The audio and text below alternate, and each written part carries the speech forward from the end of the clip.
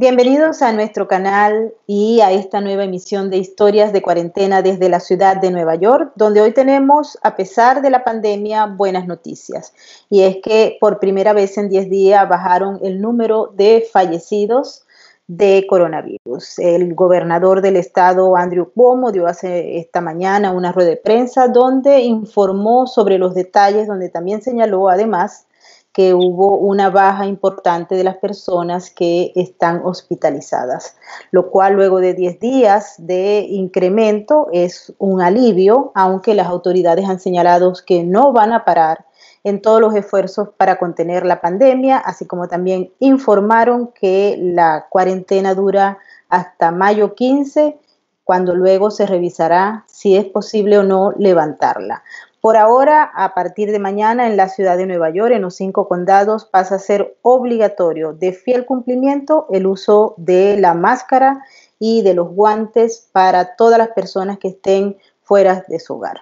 No hay apertura de negocios, no hay tiendas abiertas, se mantiene la misma regulación que se había dictado al inicio de todo este proceso, en el cual solo los supermercados, las farmacias y los negocios que se consideran importantes y esenciales van a estar abiertos, pero con horarios regulados. Hoy tenemos una conversación muy interesante con el profesor José Toro Hardy, economista, experto petrolero, que nos va a dar un panorama bastante cercano a lo que está ocurriendo en materia petrolera a nivel mundial con la crisis económica que se ha venido presentando a raíz de la pandemia del coronavirus. También tocaremos el tema de México y para ello me está acompañando mi colega y amigo Carlos Ibarra.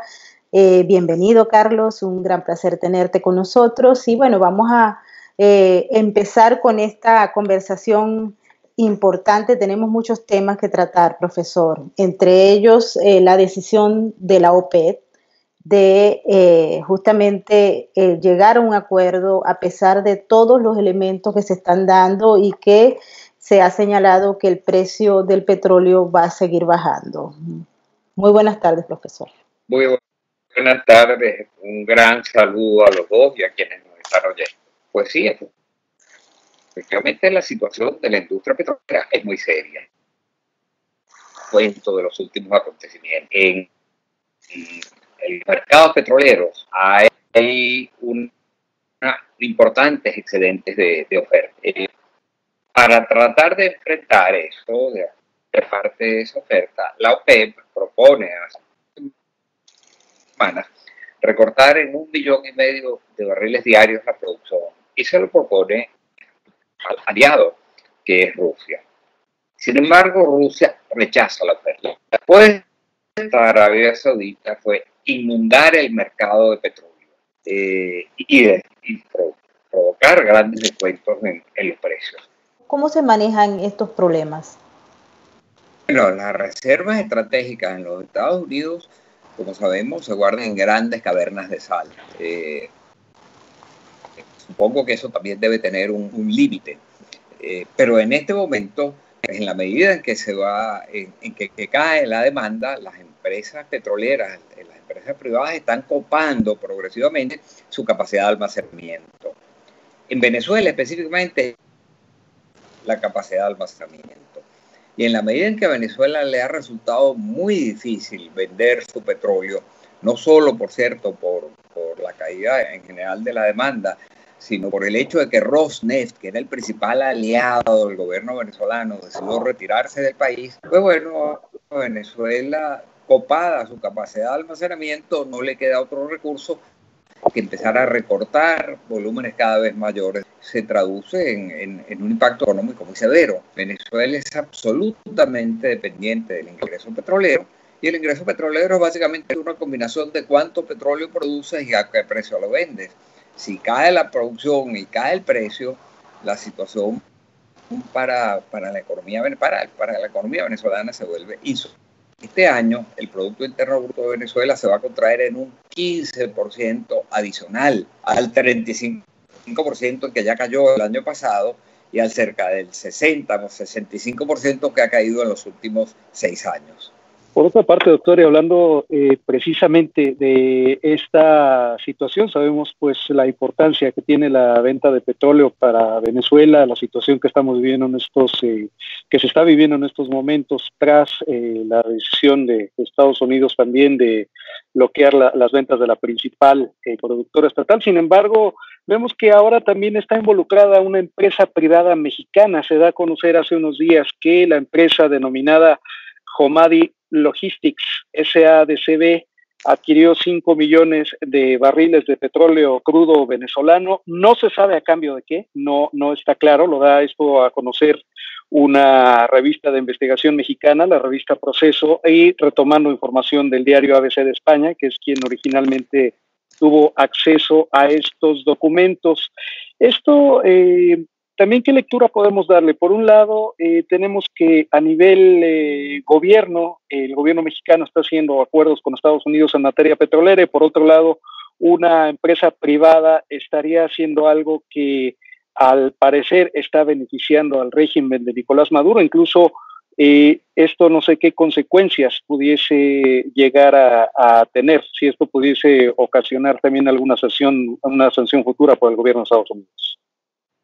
Mire, yo no conozco la empresa, yo también he venido leyendo la información, pero nunca había oído hablar de que se iban a establecer acuerdos de petróleo por alimentos, incluso que iban a traer algunos camiones cisternas de agua. Todas estas cosas se han venido diciendo. Yo no conozco la empresa. Y aquí en Venezuela somos muy temerosos cuando estas cosas ocurren, porque de alguna manera el régimen nos ha venido acostumbrando a que siempre trata de buscar la vuelta por algún lado y en este momento pareciera que trata de buscar una vuelta, una salida por la ventana, por así decirlo, a las sanciones que le aplican los Estados Unidos. Corre el riesgo esta empresa de ser sancionada también por los Estados Unidos, tal como fue sancionada, por ejemplo, Rosneft, la empresa petrolera más grande de Rusia. Su filial Rosneft Trading y después su otra filial, ambas fueron sancionadas, lo que probablemente contribuyó a que Rosneft tomara la decisión de salirse de Venezuela. Es cierto, en el momento en que Rosneft anuncia su salida, simultáneamente se crea una empresa de papel perteneciente al gobierno ruso, una empresa cuyos únicos activos son los que tenía Rosneft en Venezuela, pero a mí me da la impresión de que en el fondo lo que allí se produjo es una suerte de bailout del gobierno ruso a su principal empresa petrolera para tratar de sacarla, quitarle a este socio incómodo que se ha vuelto el gobierno venezolano. ¿Qué pasaría si se produce, por ejemplo, ya vemos que en Venezuela falta los ingredientes necesarios para crear la gasolina? Nos informaron, de hecho, que venían en un barco al parecer, no llegaron, etcétera. Lo cierto es que hay una falta de combustible a nivel nacional. Usted ayer decía justamente en un tuit que había pasado 5 horas esperando cargar su tanque de gasolina y no lo logró. Esto viene generando, si se quiere, manifestaciones esporádicas por los usuarios y por las personas que necesitan llenar sus tanques. Pero tomando en cuenta el tema de Rosneft, tomando en cuenta las sanciones, ya esta semana se ha dicho acá en Estados Unidos que viene un reforzamiento de las sanciones, a pesar de que hoy la OFAC tomó una decisión más ligado al tema de ayuda humanitaria para países como Venezuela, Irán, Corea del Norte, Siria, etcétera, por el problema del COVID. Pero se han anunciado que vienen algunas otras acciones contra Venezuela. Tomando en cuenta ese escenario, ¿usted cree que puede ocurrir algún proceso de cambio o al menos una explosión social en vista de las circunstancias en las que está en estos momentos Venezuela, sin gasolina, sin electricidad, sin comida, con muy pobres servicios y obviamente con el problema de la pandemia del COVID y la falta de medicinas y de hospitales aptos para poder hacerle fuerza a este virus. Sí, mira, el malestar es inmenso. La población venezolana ha venido demostrando hasta ahora una resignación impresionante, pero en buena medida es porque ha servido como válvula de escape los venezolanos que han migrado. Prácticamente se deben estar acercando ya a los 5 millones de venezolanos que se han ido del país, y eso ha servido de válvula de escape para que esta presión social se mantenga sin mayores consecuencias. Pero lo que estamos viendo ahora es terrible.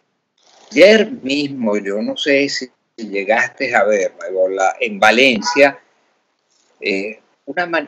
colas de miles de motorizados tratando de poner gasolina.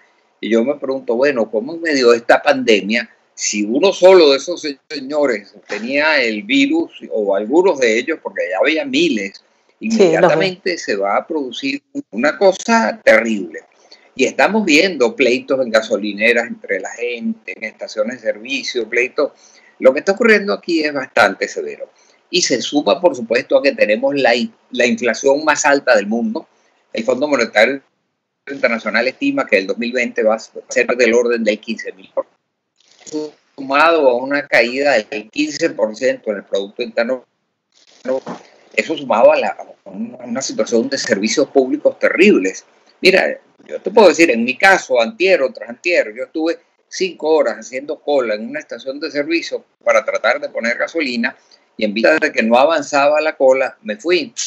Pero es que en mi casa hace 25 días que no llega agua.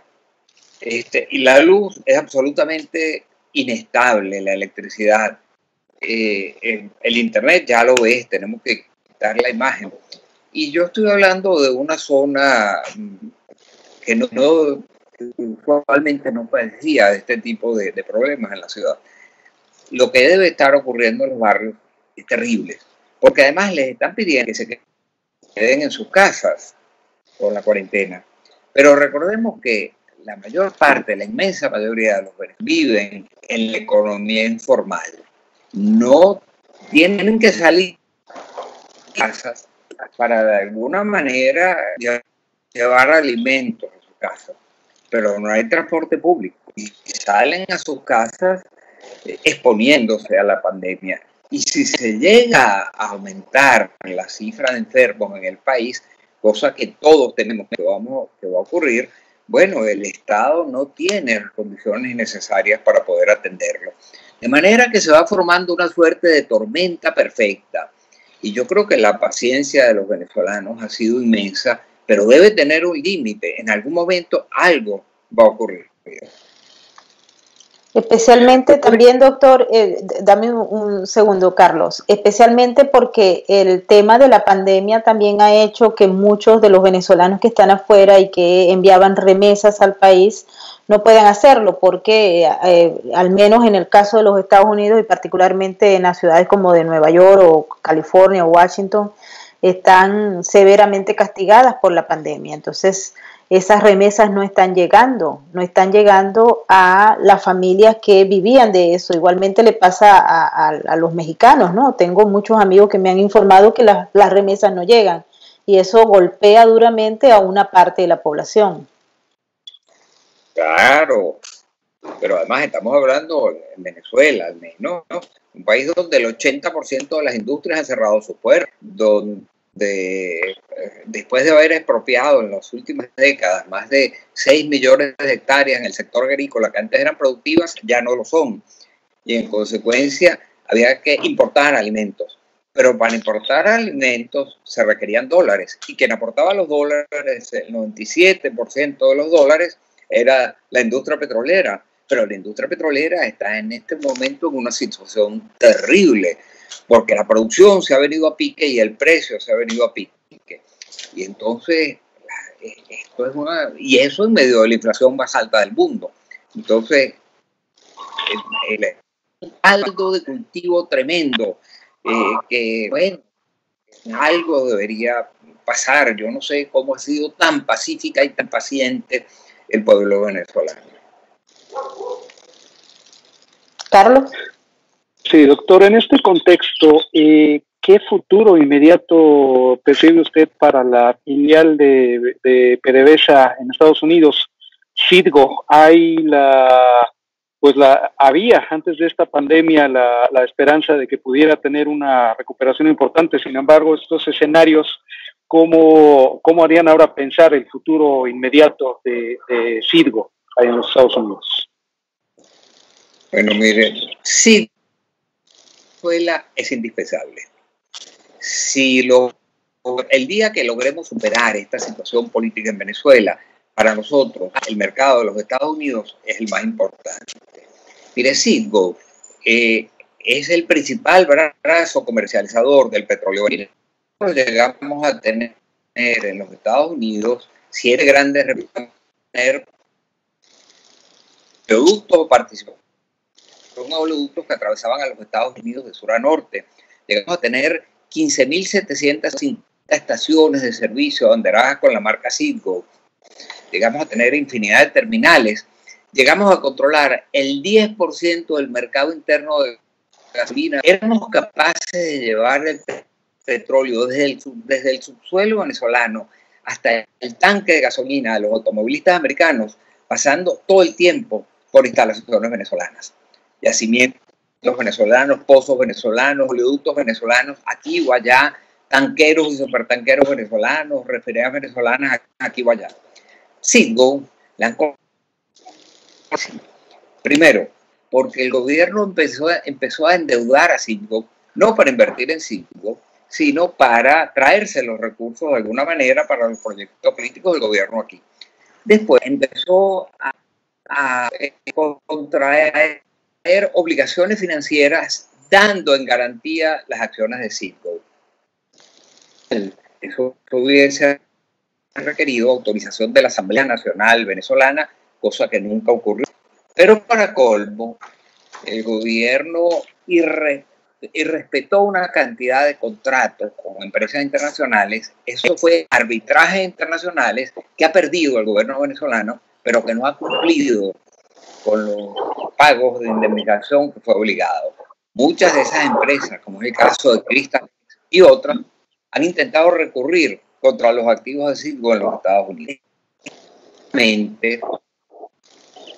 El gobierno de los Estados Unidos ha venido protegiendo a Citgo y finalmente está en manos de un tribunal en los Estados Unidos decidir si esas obligaciones, por ejemplo, los bonos o las acciones dan garantía de Citgo, al no haberse contraído radicalmente las obligaciones en Venezuela, si son válidas o no son válidas. Nosotros, el presidente Guaidó, que es quien reconoce a los Estados Unidos como presidente, ha designado una junta directiva de Citgo de gente extremadamente competente. Yo puedo ser de ellos, gente como Will, fue presidente de Citgo, también fue presidente de PDVSA. Lo conocí mucho porque él estuvo junto conmigo en el directorio de PDVSA durante varios años y conocía de su competencia. Gente como Ángel Olmeta, que también está en el actual directorio de Citgo, designado por Juan Guaidó, también compartió conmigo el directorio de PDVSA. Son gente de primera categoría. Yo creo que Citgo está hoy en día en buena hora. El salvar a Citgo va a depender de las decisiones que finalmente tomen los gobiernos americanos, bueno, y de la crisis del coronavirus, que en este momento ha dificultado toda la industria petrolera en el mundo. Espero que lo logremos. Es vital para nosotros. Y es en comparación de Venezuela, el día que pueda producirse un cambio político que todos anhelamos en el país. Profesor, tomando en cuenta el tema de Citgo, yo quisiera preguntarle, hay varios informes que señalan que ha habido eventos de corrupción que están investigados por el Departamento de Justicia de los Estados Unidos en Citgo, que ocurrieron durante varias administraciones del gobierno de Hugo Chávez y el del sucesor Nicolás Maduro. Esas administraciones lograron, entre otras cosas, transmitir o trasladar las tramas de corrupción de PDVSA a Citgo. Y ya hemos visto cómo están detrás de las rejas varios de los responsables, más no todos. Nosotros siempre nos hemos preguntado por qué esa nueva junta directiva de Citgo no ha sacado de sus cargos a las personas que fueron responsables de tramitar o de aprobar contratos fraudulentos que hoy en día son investigados por el Departamento de Justicia, donde se ha previsto y hay informes y evidencias suficientes que muestran que se violaron las normas corporativas que están justamente allí para levantar banderas contra la corrupción y contra la entrega de contratos fraudulentos a familiares o amigos de los que trabajaron en Citgo. Y hablamos desde Nelson Martínez, que falleció en manos del Estado en Venezuela hace ya casi 2 años, hasta personas que están abiertamente disfrutando de una fortuna proveniente de contratos fraudulentos de Citgo. Pero de esos señores, los que están en Venezuela ya no deben estar participando en Citgo. Yo no sé en los Estados Unidos, se los voy a preguntar, te confieso que no lo sé, le voy a preguntar. Hay varios acá en sus cargos que han sido señalados de corrupción. Sí, no. Uno de los elementos que... Sí, profesor, uno de los elementos claves para hacer un proceso de transición está justamente en el manejo de la transparencia de las empresas que están en manos del nuevo gobierno o del gobierno que está haciendo o que quiere llevar a cabo un proceso de transición. Por eso es importante eliminar cualquier duda y dejar todas las cosas claras. Nosotros hemos venido recibiendo información día a día sobre esos factores que se mantienen y permanecen y que han formado parte de las tramas de corrupción de Citgo. Así es que sería buenísimo que usted le preguntara a sus contactos en Citgo por qué no se han tomado las medidas que son necesarias y que mucha gente, hay informes de auditoría que piden que se haga a gritos, pero no se ha hecho. Carlos. Voy a preguntarlo porque no lo sé, pero lo voy a preguntar porque creo que es importantísimo lo que estás diciendo. Yo me imagino que hay algo de una presunción de inocencia que hay que respetar hasta que haya, pero si hay tantas pruebas, quizás ya se deberían estar tomando medidas. Y como no lo sé, lo voy a te haré llegar la respuesta que me den. Por otra parte, doctor, en el caso de México, consideraría importante que también se pudiera investigar esta relación de esta empresa Comadi Logistics y las que mencionaba usted hace un momento que intercambiaban alimentos por petróleo, son Libre a Bordo y Schlager, que hicieron un contrato desde el año 2010, o más bien que fueron constituidas, en 2010, y que recientemente hicieron estos acuerdos. ¿Será casualidad que esto esté ocurriendo justo cuando el gobierno de México está encabezado por personas que han tenido relación con el Foro de Sao Paulo? ¿Considera usted que esto pueda ser meramente una casualidad? Bueno, mira, yo preguntarme con los problemas en el caso de México, porque no los te confieso que uno tiene para ver con preocupación que esta cosa. Y en el país ha sido tan doloroso lo que ha venido ocurriendo, hace toda la gente vinculada que salieron del foro de Sao Paulo en Venezuela hicieron un daño tan terrible, pero tan terrible a este país. Venezuela llegó a ser, Carlos, durante 60 años seguidos, entre 1920 y 1980, la economía del mundo que más creció. El bolívar venezolano durante esa época era más sólido que el dólar americano. Las dos monedas más sólidas del mundo eran el franco suizo y el bolívar venezolano. Aquí no se conocía la palabra inflación. Este era el país del futuro. Ciertamente de 1980 en adelante, de alguna manera empezamos a torcer el rumbo. No seguimos creciendo de la misma manera. Pero a partir de 1998, la destrucción de Venezuela ha sido masiva. Coincidió, por cierto, con los precios más altos del petróleo. Mira, yo llegué a estar en el directorio de PDVSA con precios a $7.30 el barril. Y cuando veías precios del petróleo para la cesta venezolana en 114, $116, yo decía, no puede ser que aquí no se estén haciendo maravillas. Fue por la vía de la corrupción buena parte de ese dinero. Y lo más curioso es que siempre de alguna manera o de otra veíamos vinculaciones que tenían que ver con el Foro de Sao Paulo en estos casos de corrupción internacionales que había en Venezuela. Increíble. Profesor, se ha venido hablando en las últimas tal vez meses sobre las salidas que hay de llegarse a propiciar una transición real en Venezuela para PDVSA. Se está planteando su privatización, entregarla al capital privado, con lo cual pues el Estado se vería limitado, o hacer asociaciones estratégicas que hasta el momento han generado para el Estado venezolano fondos que lamentablemente también han sido objetos de esa masiva corrupción. ¿Cómo ve usted el panorama de PDVSA? Pero mira, yo creo que nosotros tenemos que recuperar y salvar la industria petrolera venezolana. Yo creo que en la medida de lo posible tenemos que salvar a PDVSA. Pero yo veo a PDVSA formar el mercado, en un mercado en el cual tienen que participar muchos. Una razón muy sencilla.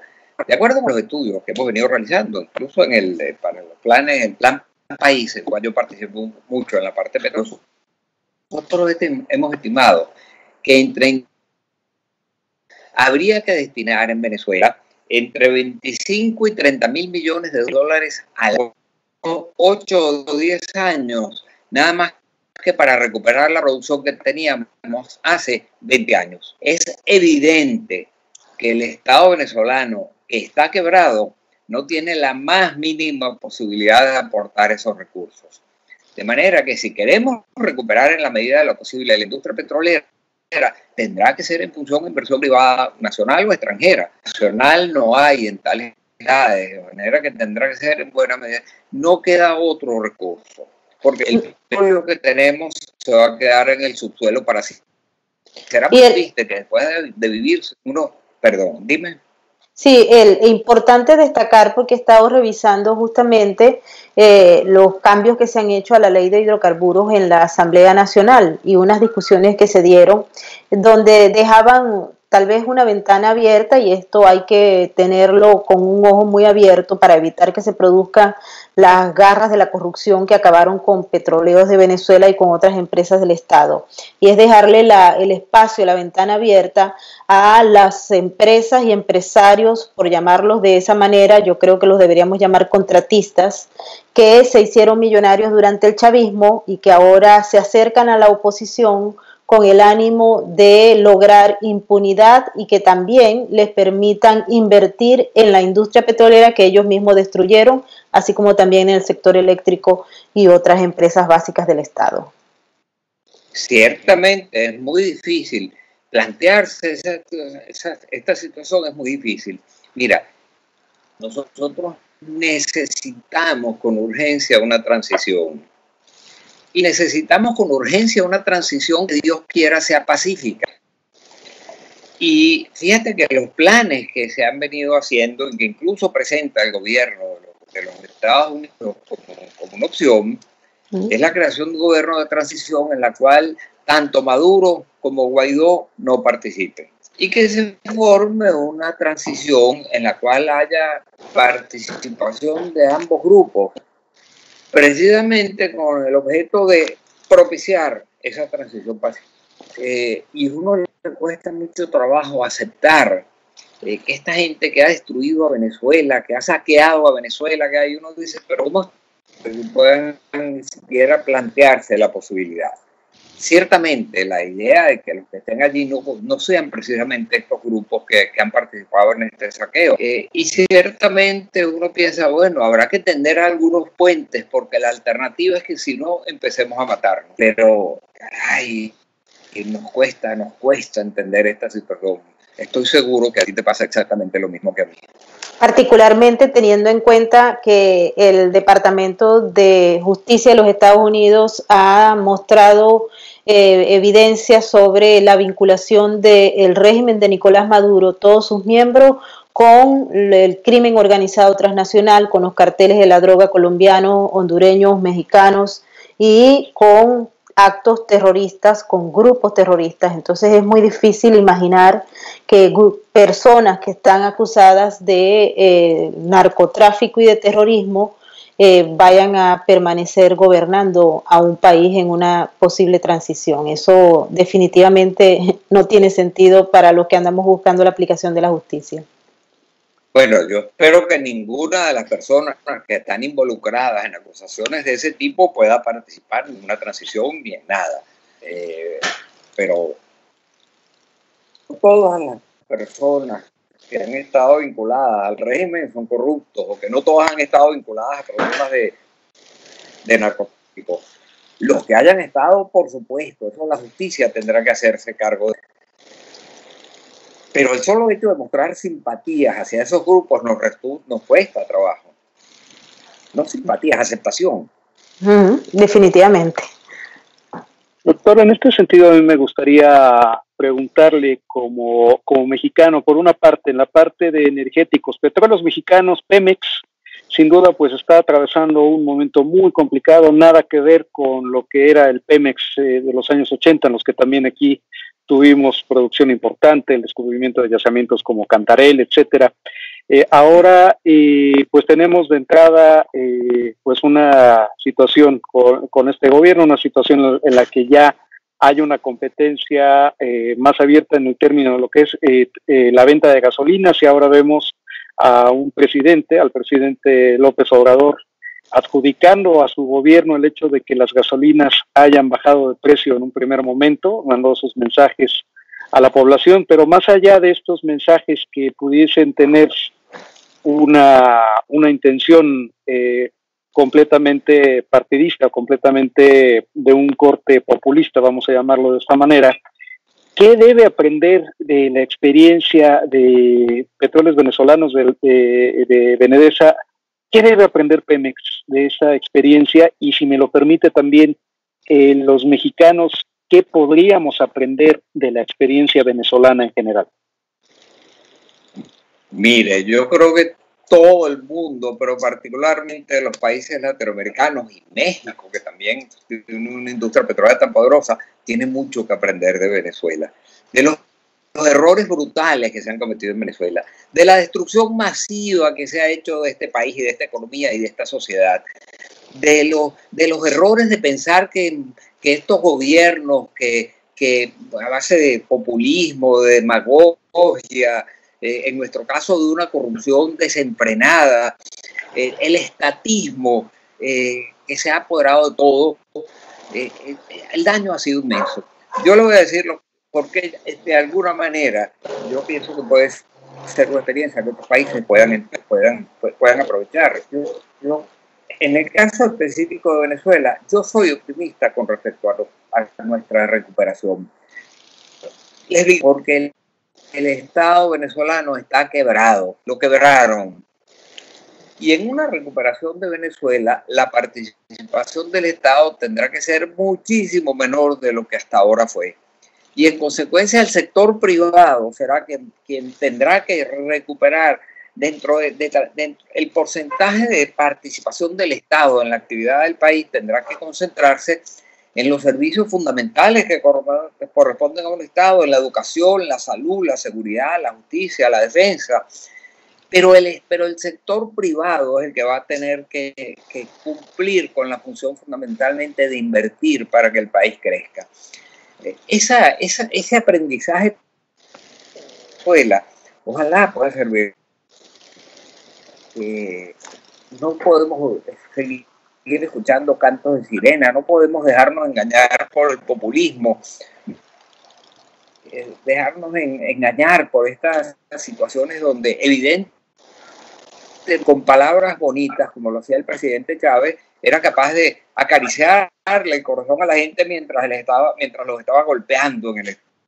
Hay que prioridades son muy claras. Hay cosas que hacen que los países sean exitosos y cosas que hacen que los países fracasen. En Venezuela hemos atravesado en los últimos 20 años por todas las experiencias capaces de destruir un país. Han logrado. Ahora lo que nos queda es empezar. Ojalá tengan que vivir en carne propia con la profundidad de que nosotros hemos tenido que atravesar en Venezuela. Sí, realmente estas palabras son bastante sabias, ¿no? O sea, aprender de un modelo que colapsó y ver cómo se va a reconstruir. Profesor, el encargado director del Departamento del Hemisferio Occidental, Alejandro Weiner, del Fondo Monetario Internacional, ha propuesto crear un impuesto adicional a la industria petrolera siempre y cuando esos costos no se pasen a los consumidores. ¿Se puede hacer esto tomando en cuenta la aguda crisis que está viviendo la misma empresa petrolera y la economía mundial? ¿A qué responde esa propuesta del Fondo Monetario? Mire, a mí me parece que los momentos de grandes crisis no son los momentos propicios para aplicar impuestos adicionales. Yo creo que eso se puede hacer en los momentos de prosperidad, en los momentos de... Pero en este momento la industria petrolera está pasando por una situación muy difícil. No creo que sea la oportunidad para poder pensar en impuestos adicionales. Carlos.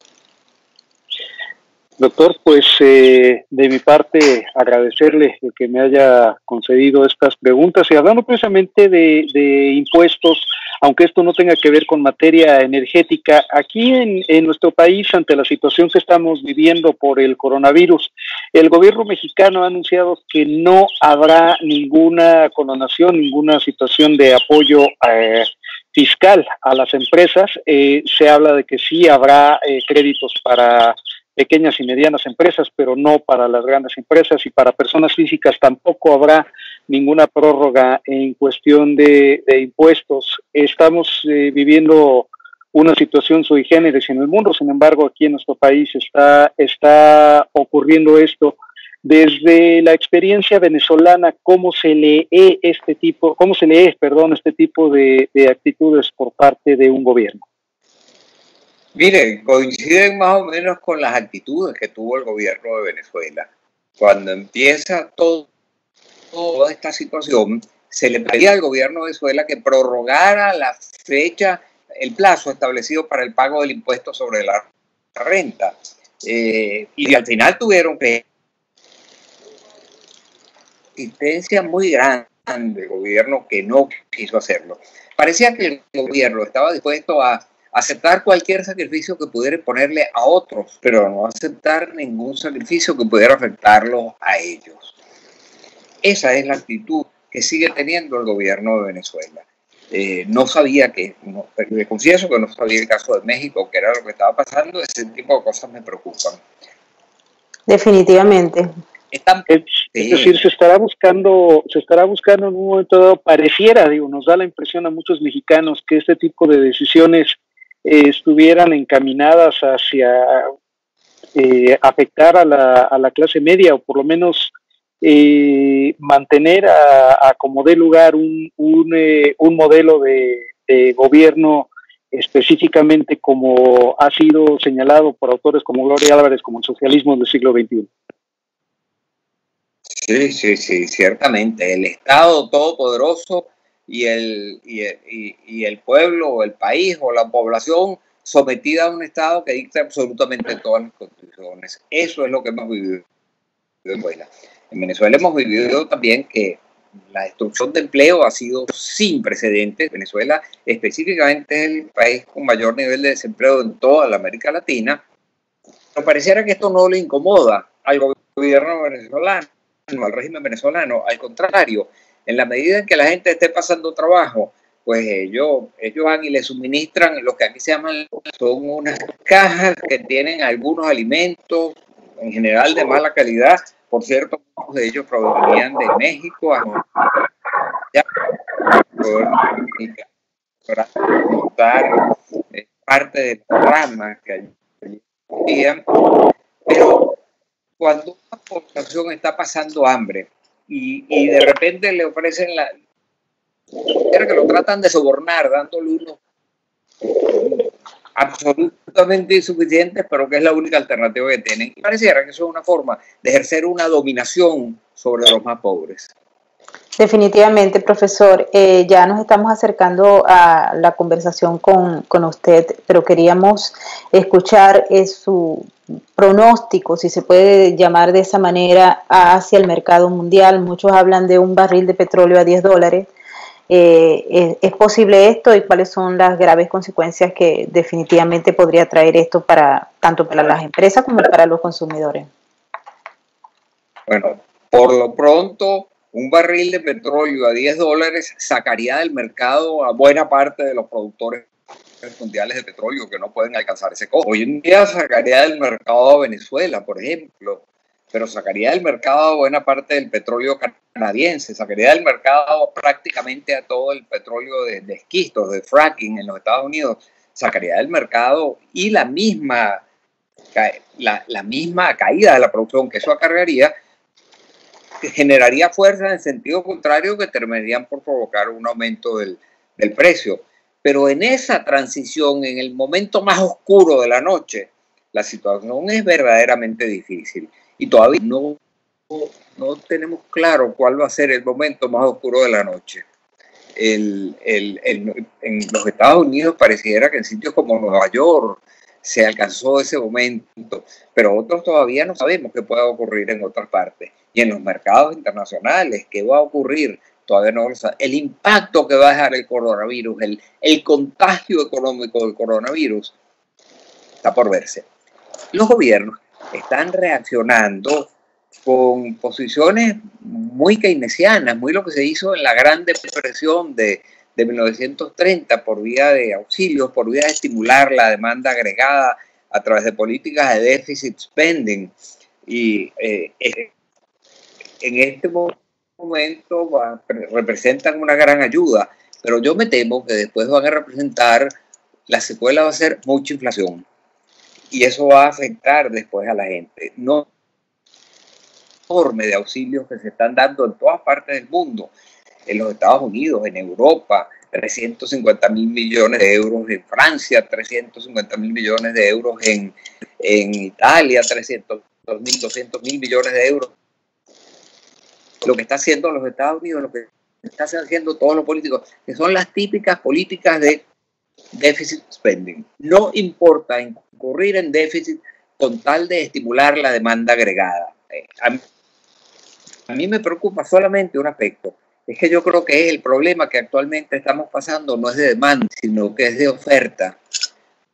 Tengo la impresión de que la gente sencillamente demanda menos porque está en mucha medida los que no han perdido su empleo podrán demandar después, pero se está tratando de estimular la demanda y de alguna manera habría que preservar la oferta. Definitivamente. Doctora, hace unos días aquí el presidente López Obrador dijo que esta situación, voy a citar textual la frase que él utilizó, venía como anillo al dedo para afianzar lo que él ha llamado aquí en México la cuarta transformación, es decir, su modelo de gobierno. ¿Esta situación en realidad puede beneficiar a este tipo de modelos de gobierno del socialismo del siglo XXI o incluso a gobiernos como el que se está buscando generar una transición en Venezuela, ahora este mandato de Nicolás Maduro? Mire, yo no creo que esto pueda beneficiar a nadie. No creo que nadie. Esto va a producir, en mi opinión, grandes transformaciones en la humanidad, en la sociedad, en los gobiernos.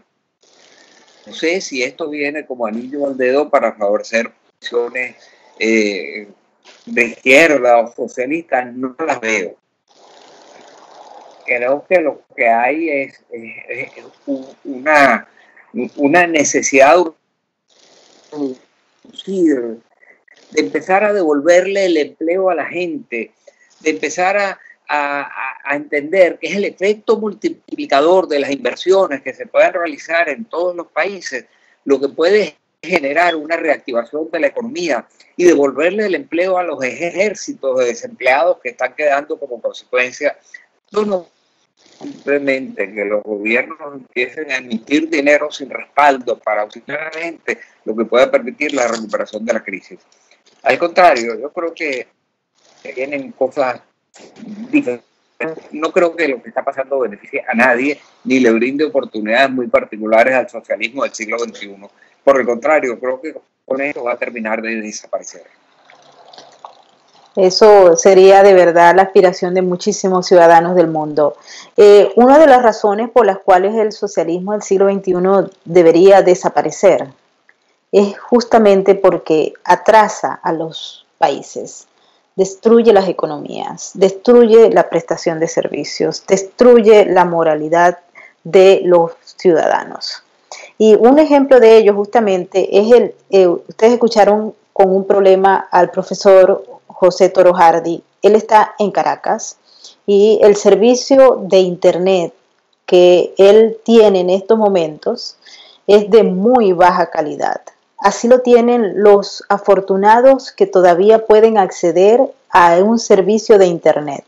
Pero no hay agua, no hay electricidad, no hay gasolina, hay alimentos hoy en día. Hubo un periodo en que no había alimentos ni medicinas. Adivinen que hoy hay, el socialismo sí lo previó, pero nadie lo puede comprar porque el venezolano común y corriente gana entre 1 y 2 dólares al mes.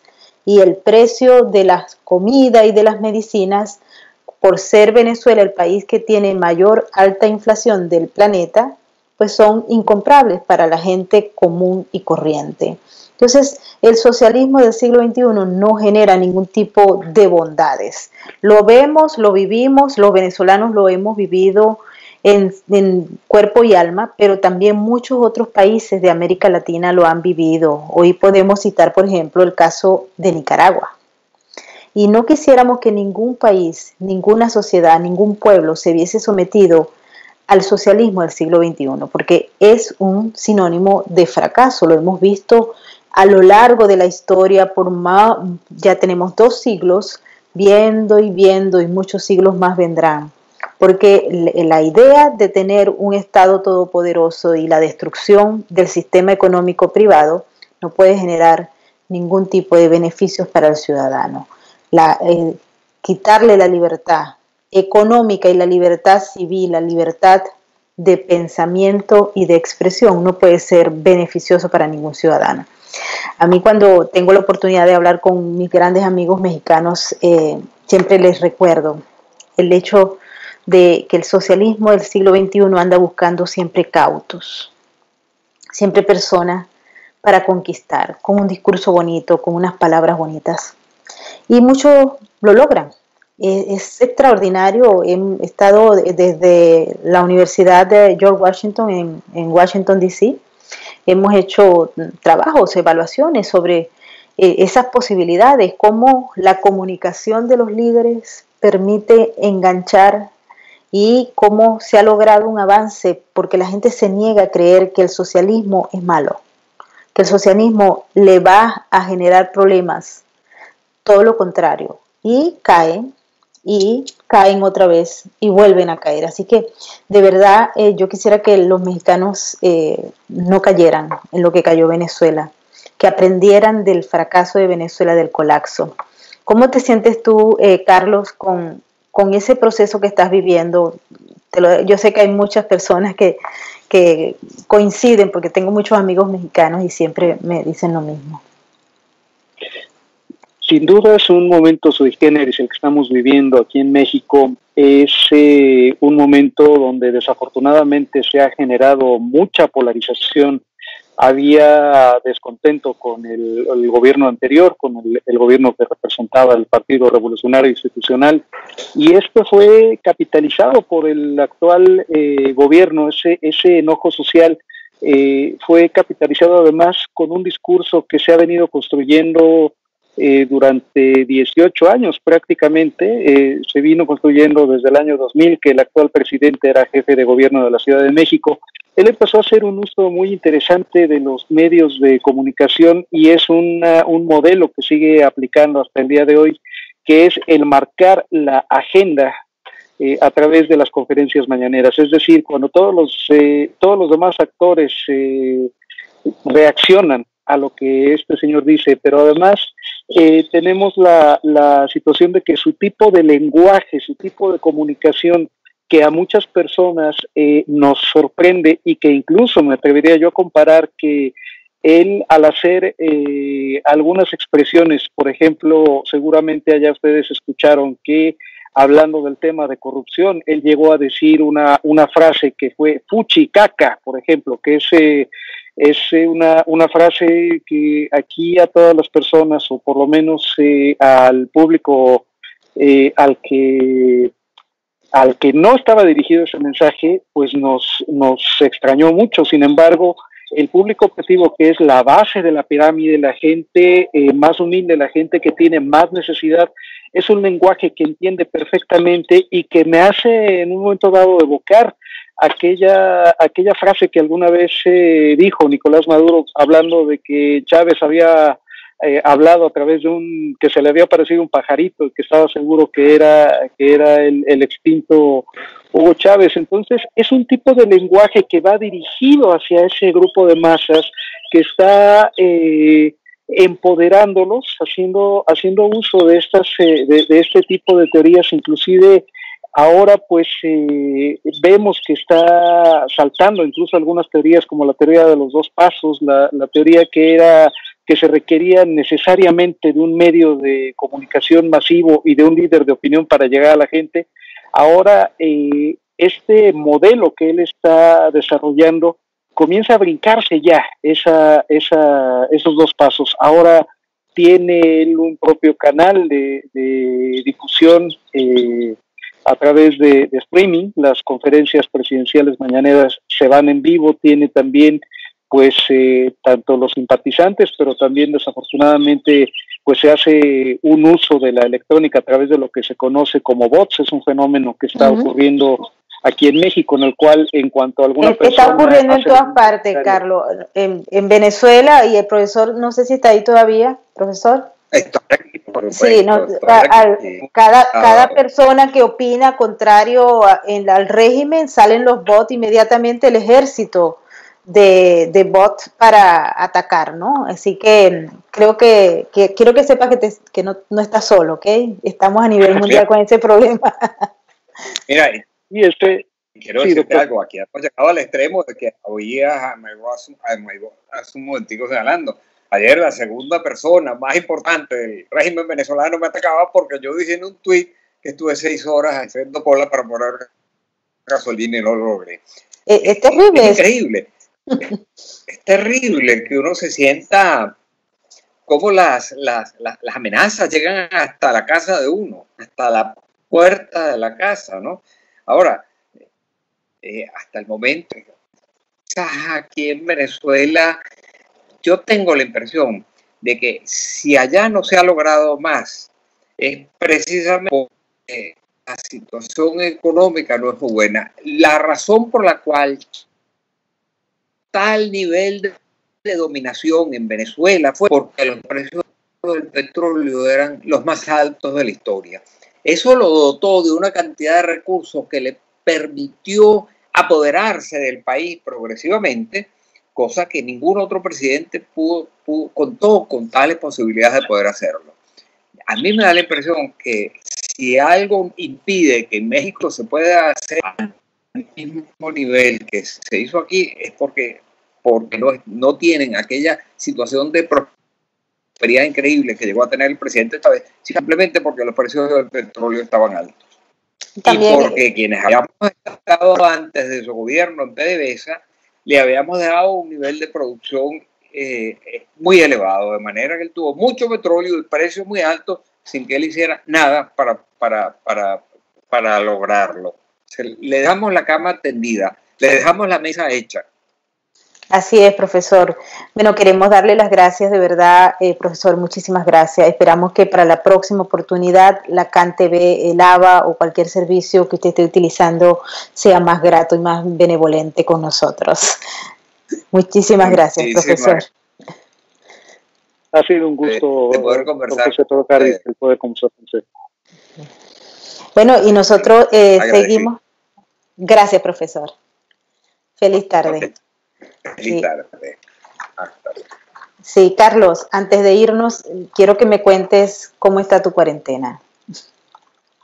Híjole, pues está siendo un poquito complicado, sobre todo porque hoy amanecimos con la noticia por parte del doctor Hugo López-Gatell, subsecretario de Salud, de que la cuarentena que originalmente estaba programada hasta el día 30 de abril se va a prolongar un mes más, hasta el próximo 30 de mayo. Aquí se le llama política de sana distancia. Ha sido de una manera, híjole, no quiero decir eufemística, pero no sé de qué otra manera llamarle a como lo están nombrando aquí las autoridades. Es una situación preocupante. Justo ayer antier se daba a conocer también la noticia de que uno de los centros de convenciones más importantes de la Ciudad de México, que está ubicado en la zona norponiente de la ciudad, a un lado de un hipódromo muy famoso que hay aquí, es un centro de exposiciones muy grande, va a ser posiblemente habilitado como hospital. Se hablaba de al menos 800 camas, entonces esto da una idea de la magnitud de lo que está por venir. Esto sumado lamentablemente también a que muchos de mis paisanos, muchos de mis connacionales, lamentablemente también seducidos por los mensajes iniciales del gobierno cuando se supo de esta pandemia, están minimizando la situación. Desafortunadamente muchas personas aquí creen que a ellos no les va a pasar, que a ellos no les va a ocurrir, que ellos no se van a contagiar, pero poco a poco está siendo más cercano el nivel de contagio. Quiero decir, ahora mismo de mi entorno, de mi grupo de amigos, de conocidos, ya hay 4 personas que han sido diagnosticados positivos con la infección. Afortunadamente están llevándola de una manera no grave, de una manera que parece que van a recuperar la salud, pero esperemos de todo corazón que no ocurran situaciones como las que están viviendo, por ejemplo, ustedes allá en Nueva York. El tamaño de la ciudad es un asunto que preocupa bastante. Somos una población de 8 millones de personas, tan solo lo que es la zona de la Ciudad de México. Si le sumamos los municipios conurbados y pues que es la mancha urbana, por decirlo ya de una manera más aterrizada, pues estamos hablando de 20 millones de personas entre Ciudad de México y el vecino Estado de México. Entonces, pues una situación sin duda que tenemos que tomar con bastante seriedad, pero que por otro lado la buena noticia es que la sociedad civil está tomando mucha acción. Diferentes grupos, diferentes organizaciones, entre ellos, por ejemplo, Rotary International, los diferentes distritos, los distintos clubes aquí en México, pues están buscando generar mensajes, buscando hacer conciencia entre la población, entre aquellos que puedan permanecer en su casa, que se queden en su casa, que permanezcan al interior con sus familias, en pareja, o inclusive si viven solos, pues ni hablar, a tener este tipo de precauciones. Y por otro lado, la gente que no tiene otra opción, que tienen que salir a la calle, porque lamentablemente en nuestro país más de la mitad de la actividad comercial es informal, aquellas personas que tienen que hacerlo, que lo hagan con las debidas precauciones.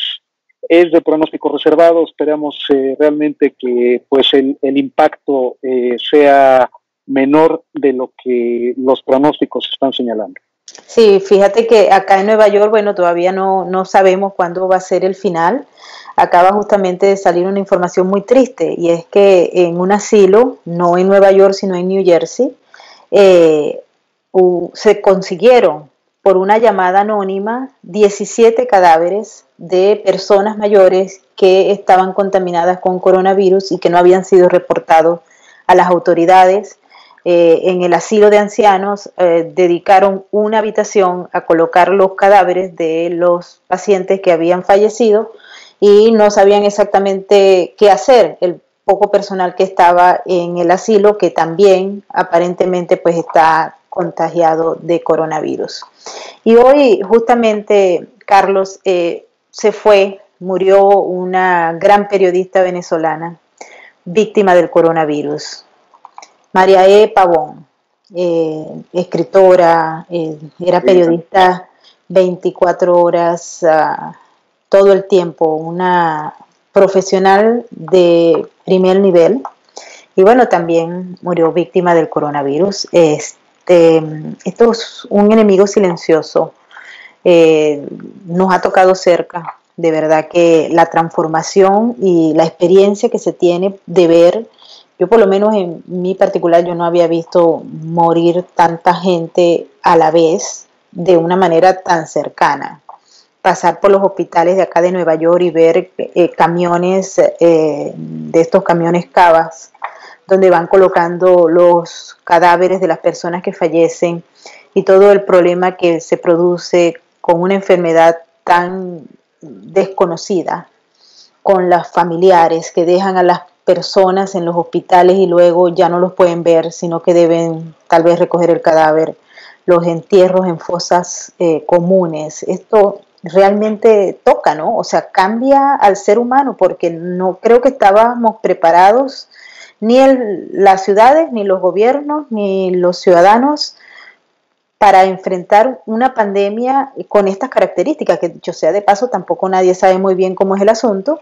Ya se han venido conociendo más elementos que señalan que hay un responsable de todo esto. Todo indica que es China, y ya se están empezando a discutir acciones. De hecho, aquí en los Estados Unidos, en el distrito sur del estado de la Florida, se iniciaron acciones para demandar al régimen chino por esta pandemia. Y creo que van a venir muchos más elementos.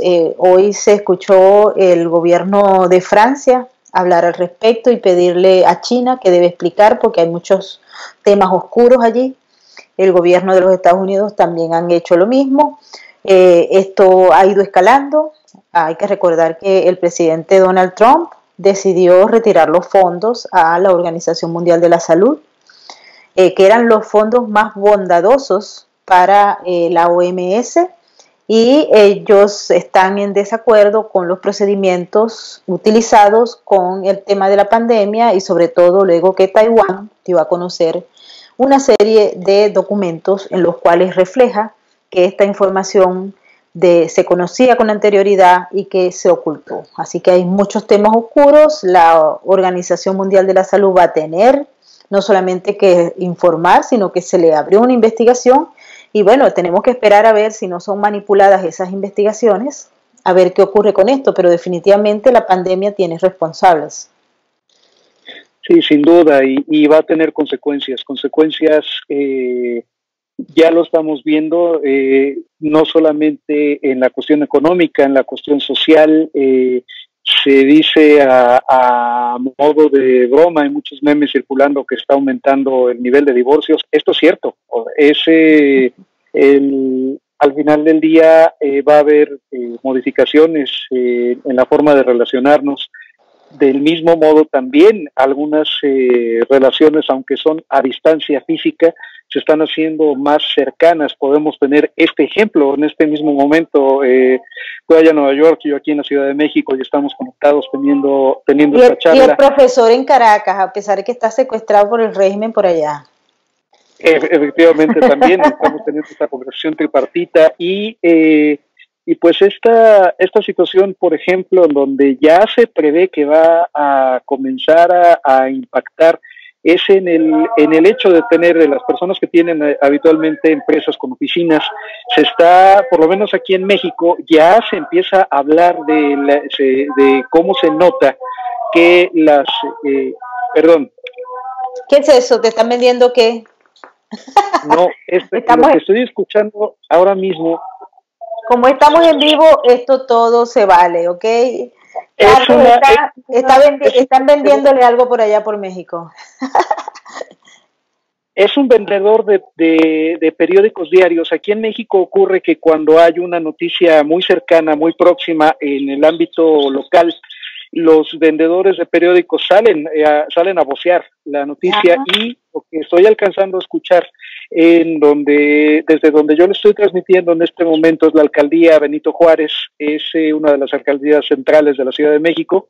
La colonia se llama Álamos, y lo que acabo de alcanzar a escuchar que están voceando es al parecer un caso de coronavirus ya aquí en la colonia. Entonces seguramente es de lo que se trata. En un momento más iré a averiguar, buscaré de qué es lo que se trata, pero sí suele ser más común este tipo de voceo de noticias referente a cuestiones de seguridad. Por ejemplo, cuando hubo algún asalto a casa habitación, cuando hubo alguna persona fallecida, pues las personas que venden los diarios impresos, que pues aquí en México y pues todavía a nivel internacional no han dejado de existir pese a los avances tecnológicos, pues es la manera que ellos salen, por así decirlo, a la antigua, a vender la noticia, la extra, como se decía aquí en México, cuando se hacía y ese es algo de lo que está ocurriendo. Pero regresando al tema, pues sin duda no vamos a ser los mismos. Esto creo que representa, sin que suene exagerado, un fin del mundo tal como lo conocemos. Va a haber definitivamente un antes y un después. Queremos tener fe, quiero tener fe de que muchos de estos cambios van a ser para bien, de que la tecnología va a tener un papel más preponderante en los lugares donde todavía existen brechas digitales. Quiero pensar que a partir de esto se va a hacer esfuerzos porque la gente esté más conectada y esto a la vez pueda tener efectos positivos en la economía. Habrá que ver, habrá que esperar. Por lo pronto, sin duda vienen tiempos difíciles. Al hablar de los retrocesos que está habiendo en las bolsas de todo el mundo, de estas recesiones que están ocurriendo y lamentablemente, por ejemplo, aquí en el caso mexicano, la negación de nuestros gobernantes ante los pronósticos que se hacen a nivel internacional sobre nuestro propio país, pues da mucho de qué pensar. Lo que sí, la ventaja es que las personas, la sociedad civil, tenemos pues la posibilidad y es el momento de hecho de ejercer acción, cada quien desde nuestro ámbito, cada quien desde nuestra trinchera. No podemos esperar a que los gobiernos lo hagan todo. Tenemos ahora nosotros que poner de nuestra parte, ahora con algo aparentemente sencillo, pero que va a implicar todo un reto que va a hacer que quienes puedan permanecer en su casa permanezcan en su casa y que quienes tengan que salir tomen las precauciones correspondientes. Muchísimas gracias, Carlos Ibarra, desde Ciudad de México, un colega, amigo, mil gracias de verdad, y bueno, segurito que lo vamos a estar molestando para ver cómo ha venido avanzando el problema de la pandemia en México. Le damos una vez más nuestra, de verdad, agradecimiento al profesor José Toro Hardy desde Caracas, Venezuela, que nos acompañó, y aunque su audio estuvo con muchos problemas, el mensaje llegó. Y estoy segura que aquellos que estaban interesados en conocer la opinión del doctor Toro Hardy, pues lo escucharon. Nos despedimos, no sin antes recordarles que este programa va a estar colocado completo en YouTube. Si ustedes no se han suscrito todavía a nuestro canal, háganlo, activen las notificaciones y déjennos los comentarios y un like, ¿ok? Nos despedimos hasta la próxima emisión.